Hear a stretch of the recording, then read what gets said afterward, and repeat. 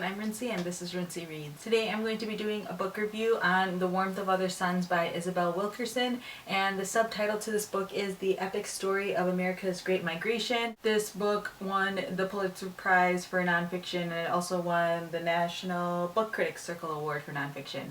So this is a highly regarded book. This book follows the migration of African Americans from southern states up north to major metropolitan cities like New York and Detroit, Chicago, Milwaukee, and Los Angeles. This book covers a time period from about 1915 to 1970, but this book isn't just like a history book, although it is nonfiction, but I mean it isn't just like a textbook.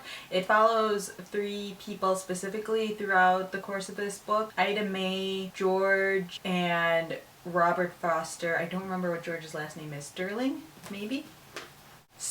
George Starling. So it follows the three of them, and all three of them come from different towns in the south and go to different cities in the north, and they all leave at different points of time. So their stories aren't necessarily parallel to each other. Isabel Wilkerson kind of uses them as a way to highlight different situations and different major events that have happened. This was a really interesting book to read. There were a lot of things in here that are just not really covered when it comes to American history, and so a lot of people don't realize just how much of a change there was during this time period. Wilkerson writes in the book that approximately 6 million African Americans migrated during this 60-year span, which is kind of insane. She would talk about how trains would just pull into the stations of these major cities just with African Americans pouring out of them, trying to just find a new life and a better life and just looking for more opportunities. I feel like this book was really well written. It's not very dry at all, so even for someone who may not read a lot of nonfiction, this is a really easy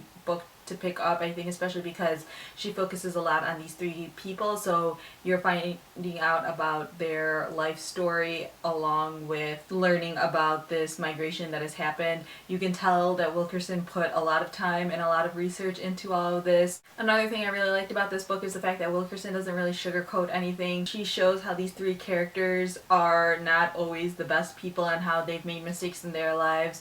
She shows how even though northern states were segregated and slightly more tolerable of black people, there really weren't at the same time. She talks about just how white people would refuse to let black people buy houses in their neighborhoods, and then if they did buy one, they would all leave. It's kind of this hilarious contradiction because people kept saying that, oh, if black people move into our neighborhoods, our home values are going to drop. But it wasn't really the case. What was actually happening is black people would move into the neighborhoods, and then everyone else would want to leave so quickly that they're willing to sell their house for any price that they get, on the first chance. So that's what's really causing the house value to drop. She does a good job of interweaving the stories of these characters with major events that are happening. Obviously during this time period is a huge revolution sort of happening in America, especially in terms of race relations. And she sort of tells a story both from an outsider's perspective or from a historical perspective,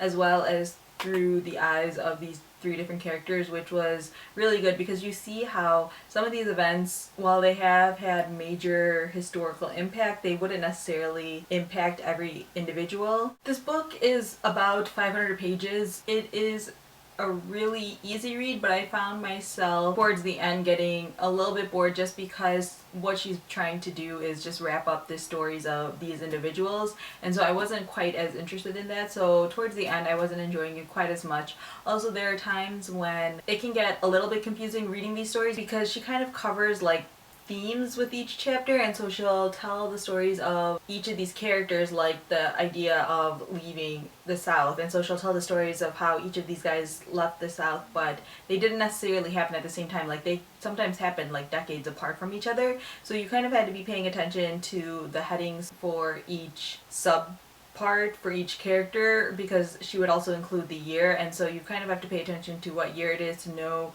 what's going on in America, and you kind of have to have that historical context in order to completely fill out the stories that are told in here, because there are definitely times where I wasn't completely paying attention and then something would happen and I would kind of have to flip back a couple pages and check what year it was, and then realize that the year for Ida Mae was different than the year for George and things like that. So that's just something you kind of need to pay attention to, and something that bothered me just a little bit, but by the end of the book was something I was used to. In the end, I gave this book a 3 out of 5 stars. I definitely recommend it for anyone who's interested in American history, because I feel like obviously this is a section of American history that's often left out of people's minds, or something they don't realize that has happened because it's not really talked about or taught or researched even really. So I definitely recommend this. If you guys have read this book, feel free to leave your comments down below talking about anything that you liked or disliked about this book. So yeah, that's all I have for now, and thanks for watching.